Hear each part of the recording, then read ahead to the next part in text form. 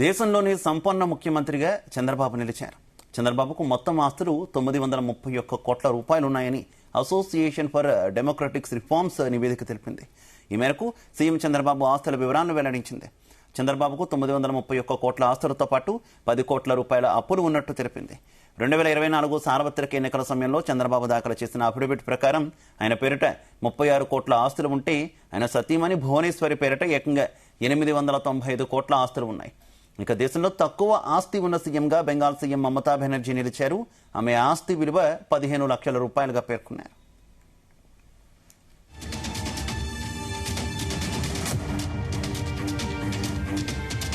ఆంధ్రప్రదేశ్ ముఖ్యమంత్రి చంద్రబాబు తర్వాత రెండో స్థానంలో అరుణాచల్ ప్రదేశ్ ముఖ్యమంత్రి పెమా ఖండు నిలిచారు.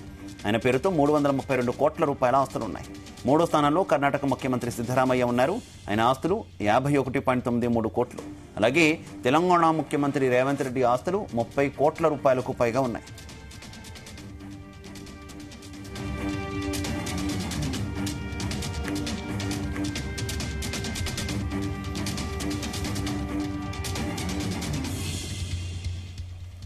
అలాగే దేశంలో అత్యధిక క్రిమినల్ కేసులు ఉన్న ముఖ్యమంత్రుల జాబితాను కూడా విడుదల చేశారు. ఇందులో దేశంలోనే అత్యధిక కేసులు తెలంగాణ సీఎం రేవంత్ రెడ్డిపై ఉన్నాయి. ఆయనపై ఏకంగా 89 కేసులు పెండింగ్ లో ఉన్నాయి. రేవంత్ తర్వాత రెండో స్థానంలో తమిళనాడు ముఖ్యమంత్రి ఎంకే స్టాలిన్ ఉన్నారు. ఆయనపై 47 కేసులు ఉన్నాయి. మూడో స్థానంలో ఆంధ్రప్రదేశ్ సీఎం చంద్రబాబు ఉన్నారు. ఆయన మీద 19 కేసులు ఉన్నాయి.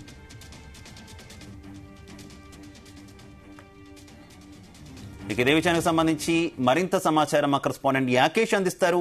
యాకేష్. Shiva, good morning. దేశంలోని ముఖ్యమంత్రుల ఆస్తులను అసోసియేషన్ ఫర్ డెమోక్రటిక్ రిఫార్మ్ ఒక నివేదిక తయారు చేసింది. ఈ నివేదికలో ప్రధానంగా ముఖ్యమంత్రుల ఆస్తులు, వారి మీద ఉన్నటువంటి కేసుల మీద దృష్టి పెట్టి వీటిని వెల్లడించినటువంటి పరిస్థితి. అయితే ఈ నివేదిక రూపొందించినటువంటి ప్రకారము ఏపీ ముఖ్యమంత్రి చంద్రబాబు నాయుడు దేశంలోనే అత్యధిక ధనవంతుడు అయిన సీఎం గా ప్రకటించింది. ఈయన ఆస్తులు మొత్తం కూడా దాదాపుగా 895 కోట్లుగా తేల్చింది. ఇందులో ఎక్కువగా చంద్రబాబు పేరిట 36 కోట్ల రూపాయల ఆస్తులు ఉండగా ఆయన భార్య భువనేశ్వరి పేరిట 895 కోట్ల ఆస్తులు ఉన్నట్లు కూడా గత సార్వత్రిక ఎన్నికల అఫిడవిట్ లో పేర్కొన్నట్లు తెలిపింది. ఎక్కువ కూడా ధనవంతుల సీఎంలో చంద్రబాబు నిలవడం పట్ల అంటే చర్చ కొనసాగుతుంది. ఎందుకంటే వీటికి అటు దాదాపుగా 50 సంవత్సరాల రాజకీయ జీవితం ఉన్నది, అటు పలు వ్యాపారాలు కూడా ఉన్నటువంటి నేపథ్యంలో అత్యధిక ధనవంతుడుగా ఆయన సీఎంగా ఆయన నిలిచినట్లు తెలుస్తుంది.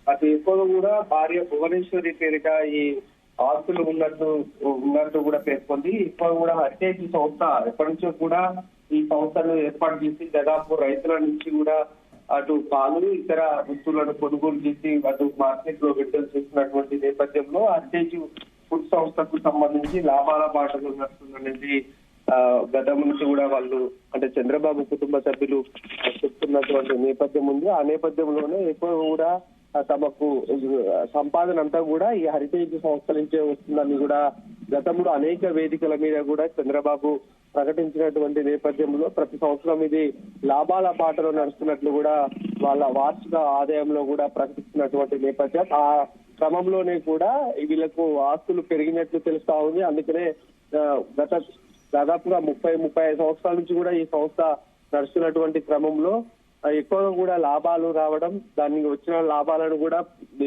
వాళ్ళ ఎన్నికల అఫిడవిట్ లో ఎప్పటికప్పుడు తెలియజెప్తున్నటువంటి నేపథ్యంలోనే ఈ ఆస్తులు పెరిగినట్లు తెలుస్తా ఉంది. అందుకనే అత్యధిక ధనవంతుడిగా చంద్రబాబు నిలిచినట్లు తెలుస్తా ఉంది ఈ నివేదిక ప్రకారము. అయితే ఈ రెండో స్థానంలో అంటే ఆ ఎక్కువ ధనవంతుల ఉన్నటువంటి సీఎంలలో కూడా అరుణాచల్ ప్రదేశ్ ముఖ్యమంత్రి పేమా ఖండు కూడా ఆయన నిలిచినట్టు తెలుస్తా ఉంది. ఆయన పేరుతో 332 కోట్లు ఆస్తులున్నట్టు తెలుస్తుంది. ఇక మూడో స్థానంలో కర్ణాటక ముఖ్యమంత్రి సిద్ధరామయ్య ఉన్నారు. ఆయన ఆస్తులు దాదాపుగా 51 కోట్లకు పైగా ఉన్నట్లు తెలుస్తుంది. తెలంగాణ ముఖ్యమంత్రి రేవంత్ రెడ్డి ఆస్తులు 30 కోట్లు ఉన్నట్లు ఆ నివేదిక పేర్కొంది. ఇందులో ఆయనకు 1 కోటి రూపాయలు కూడా అప్పులు ఉన్నట్లు కూడా అందులో స్పష్టంగా పేర్కొన్నారు. ఇక కేరళ సీఎం పినరయి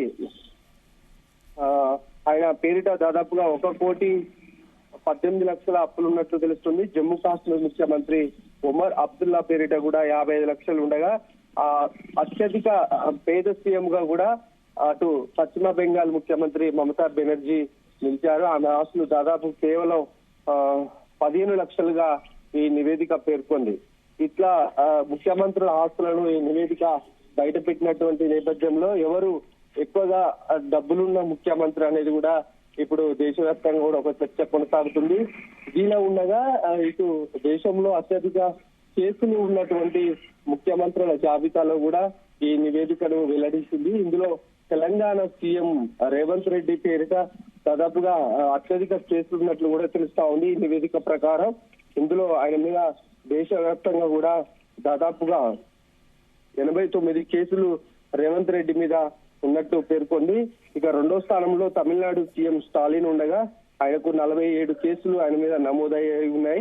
ఇక చంద్రబాబు మీద 19 కేసులు నమోదైనటువంటి నేపథ్యం.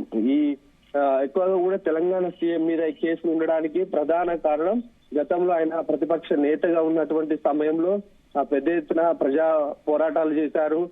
గత బీఆర్ఎస్ ప్రభుత్వ వైఫల్యాలు అయితేంది కేసీఆర్ కుటుంబం మీద కూడా ఆయన పెద్ద ఎత్తున ఫైట్ చేసినటువంటి నేపథ్యంలో ఎక్కువగా కూడా కేసులు నమోదయ్యాయి.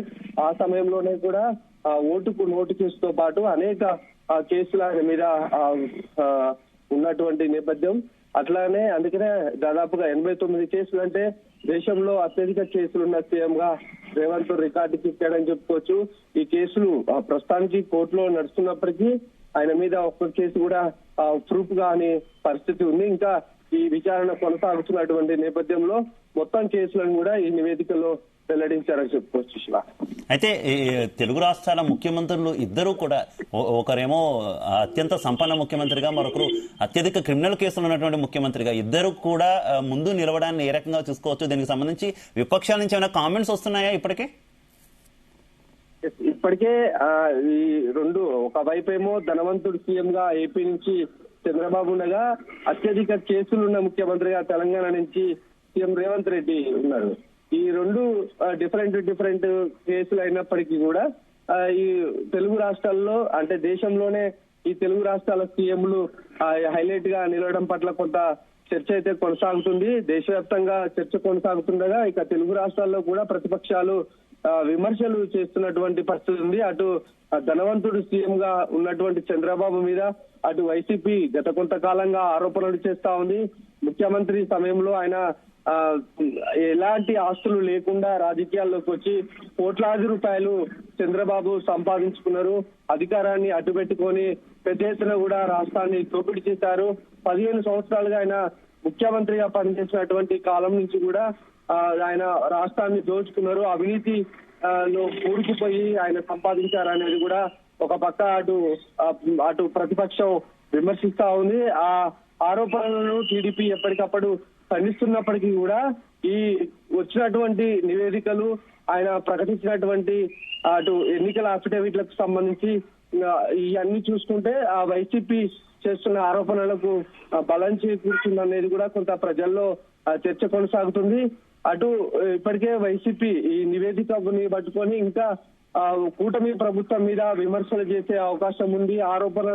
తమ ఆరోపణలు నిజమయ్యాయి అనే విధంగా కూడా ఇంకా బలంగా ప్రజల్లోకి తీసుకెళ్లే అవకాశం కనిపిస్తా ఉంది. ఇక తెలంగాణ సీఎం కు సంబంధించి ఇప్పటికే రేవంత్ రెడ్డిని అటు బీఆర్ఎస్ నేతలు అటాక్ చేస్తా ఉన్నారు. పూర్తి స్థాయిలో రేవంత్ రెడ్డి మీద ఉన్నటువంటి కేసులను టార్గెట్ చేసుకొని ఇంకా ప్రజల్లోకి కూడా తీసుకువెళ్లే అవకాశం కనిపిస్తా ఉంది. ఇప్పటికే ఓటుకు నోటు కేసు అంశం అయితేంది ఇతర కేసులను కూడా ఆయనకు మైనస్ గా మారే అవకాశం అయితే కనిపిస్తుందని చెప్పుకోవచ్చు. ఇప్పటికే బీఆర్ఎస్ నేతలు అనేక అంశాలను కూడా సీఎం రేవంత్ రెడ్డి మీద ప్రస్తావిస్తూ ప్రజల్లోకి తీసుకెళ్తున్నారు. ఇటు ఆయన మీద ఉన్నటువంటి కేసులు అయితేంది ఆయన వైఫల్యాలను కూడా ప్రజల్లోకి తీసుకెళ్తున్నటువంటి నేపథ్యంలో ఇది కొంత హాట్ టాపిక్ గా నడుస్తుంది. కేసుల అంశాన్ని కూడా ఇంకా వాళ్ళు పూర్తి స్థాయిలో ఇప్పటి నుంచి ప్రజల్లోకి తీసుకెళ్లే అవకాశం కనిపిస్తుంది. Shiva, okay, thank you.